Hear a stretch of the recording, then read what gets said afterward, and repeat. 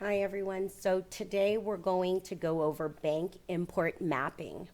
Okay, you do have the option to connect your bank account, but for those that aren't choosing to do that just yet or want to know how to do the bank import mapping, we're going to go ahead and set that up on screen. I'm going to make it really simple. So the first thing you're going to want to do is you're going to have to set up the correct import mapping using a CSV file. Okay, and I'm going to just show you the one that I have.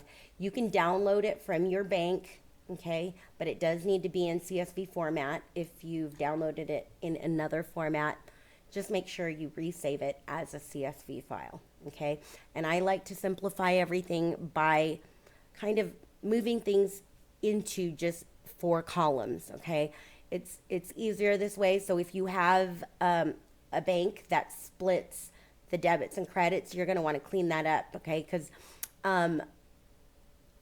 cash receipts can't be imported. So you're going to just want to clean that up. And I like to simplify it to this: the check date, the check number. Even if there is no check number, I'll default to using a date. There's reasons for that, and I'll get to them in another part of the video. So we're going to go ahead and use Adobe Acrobat as our vendor, and this is the total amount. Now, sometimes you have to watch because your bank may download them in the negative. Okay. However, it ends up being, you need to kind of clean it up and resave it. Okay. So I'm going to go ahead and do that, and I'm going to click that out. And in through here, we're going to select the file that I just saved. So I'm going to go ahead and do that. And here you can kind of see that it's picking up on what I set up. So you're going to select the account that you're going to import to, and in this case, it's my Chase checking. Okay, it is going to require a vendor. I use the Chase checking vendor as well.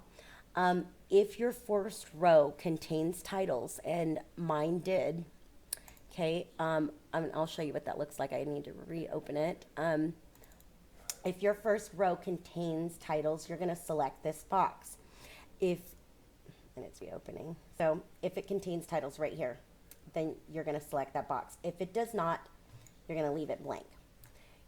If my checks or if the payments were in the negative, okay, meaning if this was $14.9, if it was like that, I would select that box to show that these are negative.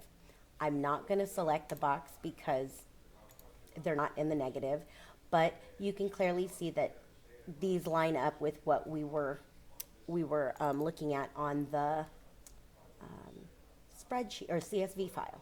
Okay, so now I'm going to just go ahead and select them. You can see here, you can change the check format date if need be. This does have titles, so the first row does have titles. So I'm going to just select each as applicable, and I'm going to leave those blank. If I had other things there, I would pick them. But for now, the more columns you add, the more room for mistakes. So I like to really keep it simple. Okay, and now I'm going to save it. That is the bank import mapping. You need the mapping to be able to import.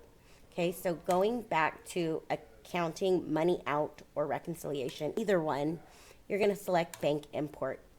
Okay, from here, you're going to select the blue box, and we're going to go ahead and select. If there were multiple here, you would select the applicable account. You can see that it will show you the last sync date or upload, and there wasn't one because I didn't do it prior to this. Okay, I'm going to go ahead and select the file again, and wherever you save that on your computer. Okay, there it is. If I wanted to do that, I could to use the same bank import mapping. I'm not. Okay, so you can see I'm going to import one record. I'm going to go ahead and select that. Yes. And now here it is.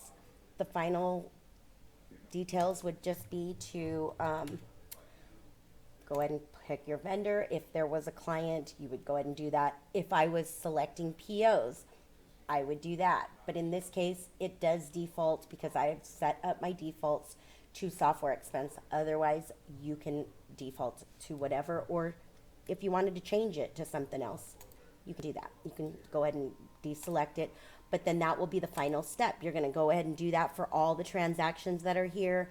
Once you're sure that it's the way that you want it, you're just going to go ahead and post it. So you're going to select them and post it. And it's going to ask you one more time, are you sure? So if this is out of sync or out of balance, it won't let you post it, but it will. So as you can see, there it is. Okay. If there are any questions on what I've done, you can leave them in the comments below or send your questions to info@mareevuitton.com. Thank you.